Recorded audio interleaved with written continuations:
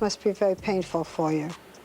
Actually, it makes me quite sad because I do think that we need to answer some of these things that are really not correct. At 80, Diana Ross finally confirms Florence Ballard rumors after so many years. What did Diana finally say about the rumors surrounding Florence? Many people have been curious about what really happened between them in the Supremes.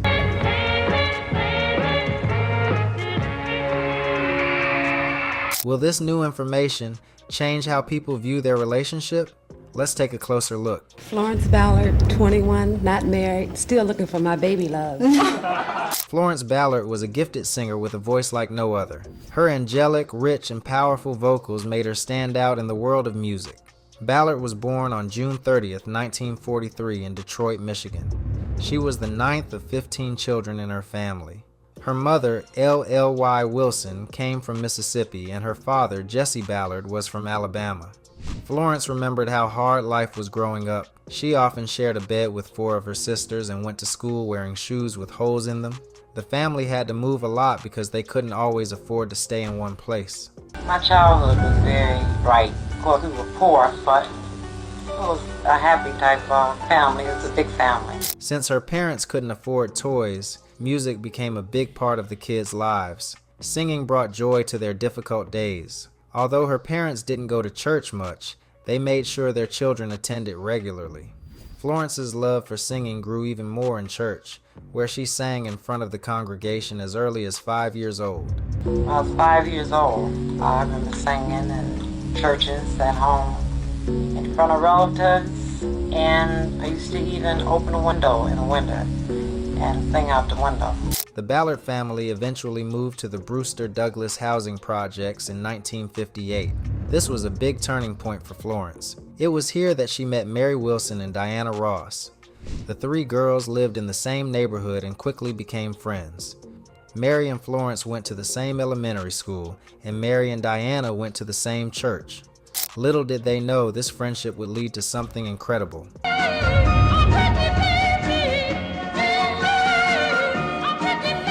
They performed in school talent shows and spent hours talking about their dreams of becoming famous singers. Around this time, Detroit was becoming known for its music scene. Many music managers were coming to the city looking for new talent. One of these managers was Milton Jenkins. He had recently moved to Michigan and was managing a male singing group called the Primes. This group included Paul Williams, Eddie Kendricks, and Kel Osborne.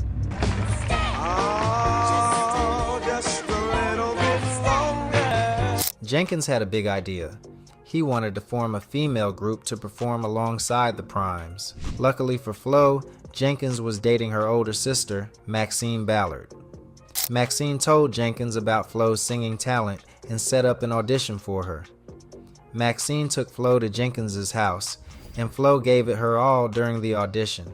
Jenkins was blown away by her performance. He immediately wanted her in the group. He asked Flo if she knew anyone else who could sing as well as she did. Without hesitation, Flo thought of her best friend, Mary Wilson. Flo knew Mary would be thrilled, so she rushed home to tell her the exciting news. Now the group needed one more member. A few days later, Diana Ross joined them. At first, Jenkins paid the group $15 after each performance. Although this wasn't much money, the girls didn't mind. For them, it wasn't about the money. They loved performing, seeing people admire their talent, and being a part of something special. It was a welcome change from just sitting around the neighborhood.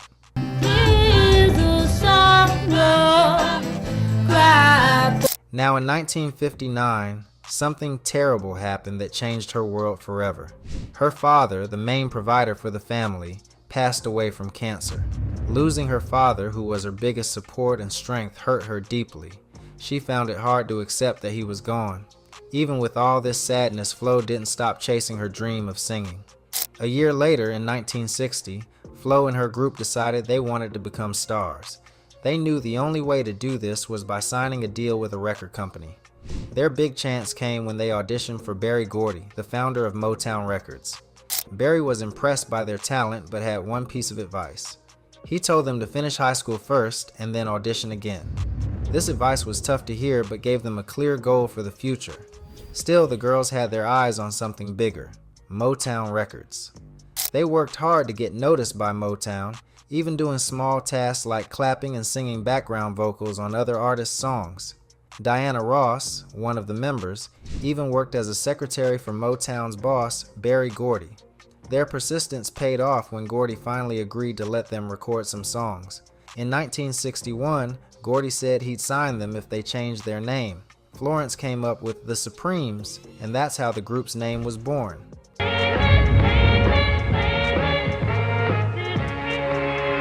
Being signed to Motown didn't mean instant success. The Supremes struggled in their early years. They released 8 songs, but none made it to the Billboard Hot 100. People even nicknamed them the No-Hit Supremes.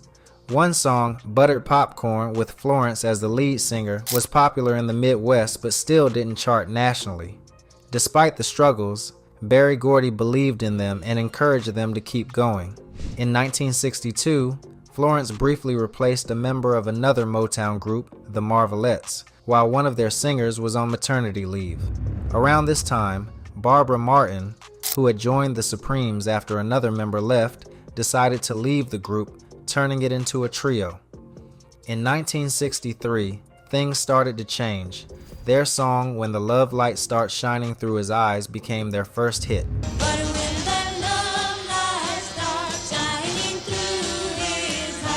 Then in 1964, they released Where Did Our Love Go?,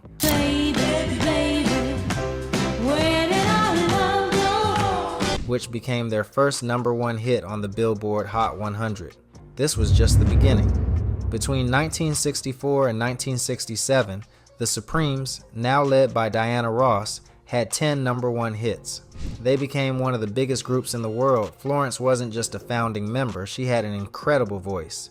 Even Motown legend Marvin Gaye said she was an amazing singer and the strongest voice in the group. They were living their dream, achieving success beyond what they ever imagined. And Berry Gordy was proud of them. The group was making a lot of money for Motown, just like the Temptations. I think it was a point of Mary and Diana loved it so much, and Florence began to not love it as much. But behind the glitter and fame, Florence started feeling unhappy and left out. Also, Ballard's life took a dramatic turn on June 29, 1967, during an incident at the Flamingo Hotel in Las Vegas. This night marked the end of her time with the Supremes and the beginning of her struggles. It all started backstage when Florence discovered something shocking, a set of stage costumes meant for someone else. These weren't just extra costumes. They were for her replacement, Cindy Birdsong, who had secretly been rehearsing to take her spot. Feeling deeply hurt and betrayed, Florence went on stage that night, but she wasn't herself. She had been drinking and her performance became wild and provocative. Her reasons made sense when you looked closer. First, she felt the bond between the girls was breaking. They used to be best friends, spending every moment together, sharing rooms and supporting each other. Now they were always on the road, working nonstop, and barely had time to connect. They even stayed in separate hotel rooms. To Florence, it felt like fame was pulling them apart. We didn't do things together anymore. Only time we would see each other would be in the dressing room or on stage. And rooms, we were all on different floors and miles apart. So it seemed like the group was just splitting somehow in that matter. Also a pain that she had never dealt with came from losing her father, and she never had the time to properly mourn him. However, another heartbreaking moment came for Florence later that summer. One evening, she attended a dance event at Detroit's Greystone Ballroom with her brother, Billy. After the event ended, they accidentally got separated. While standing by the door, hoping to find Billy, a well-known basketball player named Reggie Harding offered her a ride home. Reggie was famous in Detroit. He was tall, talented, and charming. Everyone knew him, so Flo trusted him. But sadly, he betrayed her trust. Instead of taking her home, he drove to an empty parking lot and attacked her at knife point. This horrible event changed Florence's life forever. She went into a deep depression and isolated herself from everyone. Reggie, despite his fame, had his own troubled past. After the incident, she just stopped answering her group mates' calls. Weeks went by, and no one knew where she was. Her mom told the other girls that Flo didn't want to sing with them anymore. She didn't explain why, so all they could do was guess. While Flo was in hiding, the group didn't practice or perform. She was their leader and always made the big decisions. They felt lost without her. After 2 or 3 months, Flo finally told her friends what had happened. They were shocked, but promised to help her through it. They all wanted her to come back and do what she loved most, singing. We were all virgins, and for her to sit there and tell us what had happened to her almost was just too much to bear. When Flo returned, she wasn't the same. The happy, sassy girl they knew had changed. This change would later lead her down a difficult path. All this pain built up, leaving her feeling angry, sad, and lost. As her struggles grew, Florence turned to alcohol to cope. Drinking only made things worse. She started missing performances and recording sessions. This led to conflicts with Diana Ross, Mary Wilson, and even Berry Gordy. Gordy eventually gave her a break, hoping she would pull herself together, but things didn't get better when she returned. From that moment, the Supremes became Diana Ross and the Supremes. For Florence, it was devastating. She had been with the group since the beginning, helping build its success. Now she was cast aside like she didn't matter. Watching her former group rise to even greater heights without her was painful. But some say her pain went even deeper than being pushed out of the Supremes. Author Peter Benjaminson, who interviewed Florence for 8 hours in 1975, believes an earlier trauma may have fueled her sadness.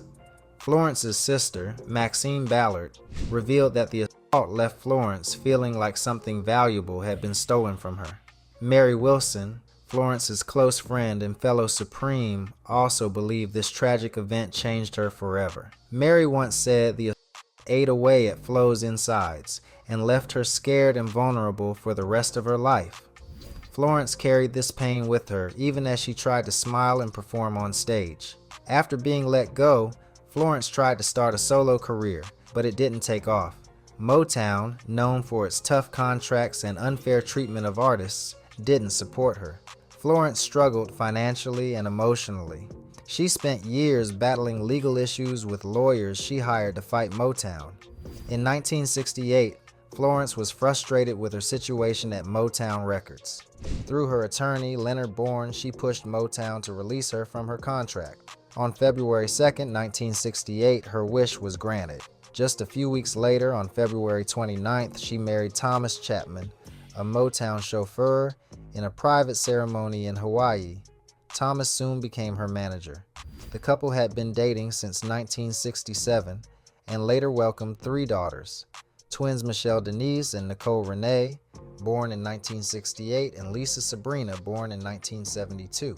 After leaving Motown, Florence signed with ABC Records in March 1968, hoping to revive her music career. She released 2 songs, It Doesn't Matter How I Say It, It's What I Say That Matters, It's what I say that matters. What I say that matters. and Love Ain't Love. Life ain't life until you live it, and love ain't love until But neither became hits. Things got worse when her album with ABC Records was canceled. To make matters worse, Florence discovered her attorney, Leonard Bourne, had been stealing money from her. She sued him but had to fight hard to get the money back. ABC Records also made her life difficult by not allowing her to talk about her time with the Supremes to promote her music. In 1969, Florence performed at one of President Richard Nixon's inaugural balls, but her career continued to decline. By 1970, ABC Records dropped her.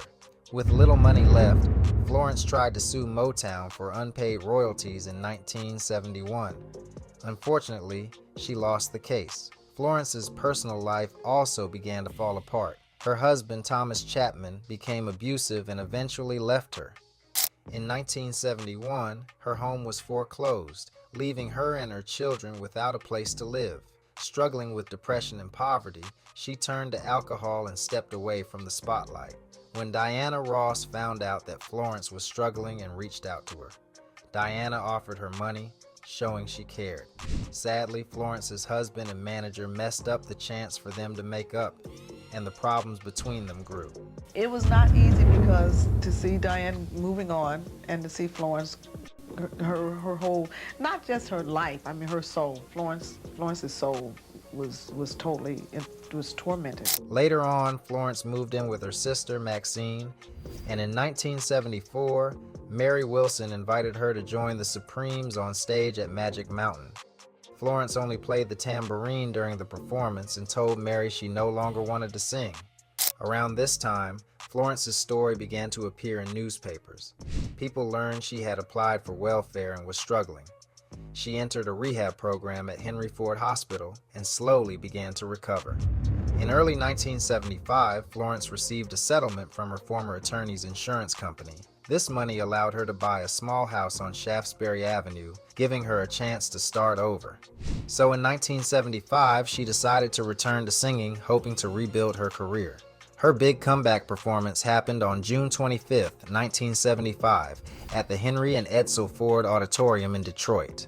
She was part of the Joan Little Defense League event and sang with the female rock group, the Deadly Nightshade. Things seemed to be looking up for Ballard. She was getting interviews on TV and in magazines, and she started making plans to revive her career. But during this time, her husband, who was known for being focused on money and not her well-being, came back into her life. Despite his bad intentions, Ballard was determined to move forward. Just when life seemed to be improving, tragedy struck. On February 21, 1976, Ballard went to Detroit's Mount Carmel Mercy Hospital. She complained of numbness in her arms and legs. Sadly, she passed away the next day from a blood clot in her heart. She was only 32 years old. The medical examiner looked into what caused her death and tried to blame alcohol and drugs. He said Florence had been drinking and also taking 2 medications, one for weight loss and another for high blood pressure. It was it was just horrible for her, and she could not adjust to what was going on. So eventually, yes, she did start drinking. However, when the autopsy results came back, they told a different story. There were no drugs in her system except for a tiny bit of Sinequin, a sleep aid. Someone had told the doctor that Florence had been taking 2 other drugs, one for weight loss, Tenuate, and another Lasix for fluid problems. But the doctor found no trace of these drugs in her body. According to the medical examiner, the reason for Florence's death was a mix of heart disease, a blood clot, high blood pressure, and obesity. But the thing is, Florence wasn't that overweight. She was 5 feet 7 inches and weighed 195 pounds, which isn't extremely obese. Her funeral was held at a Baptist church in Detroit, and it was a huge event. Over 5,000 people attended, and the streets were filled with mourners who came to honor the fallen star. But what happened when Diana Ross arrived shocked many people. The 2 Supremes stood there looking down in the coffin at Florence. I mean, and there were probably no words to express the sadness that they both felt at what had occurred. Diana Ross showed up in a limousine, wearing a fur coat and surrounded by her bodyguards. When fans saw her, they started booing. People weren't sure if Diana was even invited to the funeral, and some even doubted it. Diana's mother was there too, and both of them looked upset by the boos. It seemed like they were expecting a warm welcome, but that's not what they got. Mark Bagel, who was at the funeral, said that Diana walked in with her bodyguards and made a dramatic entrance. She started sobbing and acting like she was about to faint, and her bodyguards had to help her to the front of the church. Mark described it as the most choreographed display of drama he had ever seen. He believed that Diana was trying to take the spotlight at Florence's funeral, making herself the center of attention instead of letting Florence have her moment. As if that wasn't enough, Diana sat down next to Florence's husband Thomas and even took Florence's youngest child, Lisa, onto her lap for some photos. Many people felt this was an attempt by Diana to grab the spotlight for herself, and it upset the fans even more. The only picture from the funeral that was shared was one of Diana holding Lisa. This made many people feel that Diana was using the moment for her own benefit rather than paying her respects to her late friend. After the funeral, fans were furious. They couldn't believe that Diana would use Florence's funeral as a chance for publicity. People felt like she had no respect for Florence or the situation.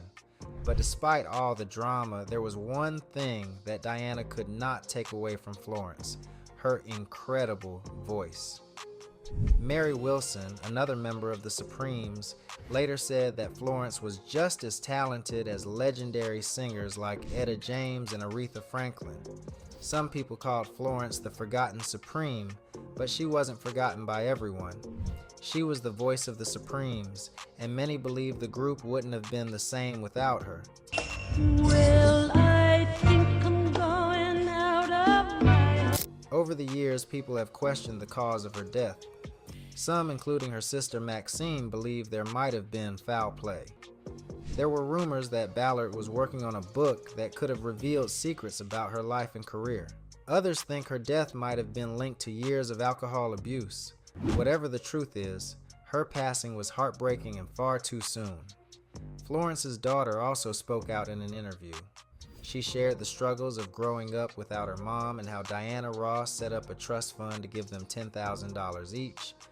But when they tried to collect the money, it was gone. It's a sad and strange situation. So what do you think about Diana Ross's actions at Florence's funeral? Do you think the fans had a right to boo her, or were they being too harsh? Some feel Diana was trying to steal the spotlight, while others might think she was just showing her grief in her own way. Florence Ballard, 21, not married, still looking for my baby love. Florence's life and legacy continue to inspire many, and her story has been referenced in various ways by artists and shows over the years. One example of this is the song Romeo's Tune by Steve Forbert. Released in 1980, the song is dedicated to Florence Ballard's memory. The message of the song honors her life and the role she played in music. Additionally, the famous writer Stephen King mentioned Florence in his short story, You Know They Got a Band. In this story, there's a place called Rock and Roll Heaven, where famous musicians who have passed away perform. Florence is included in that group, showing that her influence lived on in the world of music. In 1981, a Broadway musical called Dreamgirls came out, and it told the story of a fictional girl group called The Dreams. Many parts of the show were similar to what happened to the Supremes, especially Florence's story. The character Effie White, like Florence, is criticized for being overweight and eventually gets kicked out of the group. When the Dreamgirls movie was made in 2006, the filmmakers included even more references to Florence and the Supremes, such as copying their famous gowns and album covers. Jennifer Hudson played Effie White in the film and won both a Golden Globe and an Academy Award for her performance. During her Golden Globe speech, Jennifer dedicated her win to Florence Ballard, showing the deep respect she had for Florence's contributions to music. Florence was also honored in the music video for Diana Ross's song Missing You. The video paid tribute to several artists, including Florence, Marvin Gaye, and Paul Williams, who had all passed away. This was a beautiful way to remember their impact on music and their legacy. In 1988, Ballard was inducted into the Rock and Roll Hall of Fame as part of the Supremes. This was an important moment in her career because it recognized her talent and the role she played in shaping the music world. Along with Diana Ross and Mary Wilson, Florence was honored for her contribution to one of the most successful girl groups of all time. It saddens me to know that, but that's life and there's nothing we can do about it. In 2020, a play called Dream Girl Deferred was created by Vincent Victoria. It premiered in Houston on the anniversary of Florence's death, making sure that her story and struggles were not forgotten. Additionally, in the 2013 Broadway musical Motown, the musical, Florence was portrayed by actress Sidney Morton, reminding the audience once again of her importance. Finally, in 2023, Florence Ballard was recognized at the Grammy Awards with a Grammy Lifetime Achievement Award. This was a huge honor, and it showed how much the music world still valued her contributions.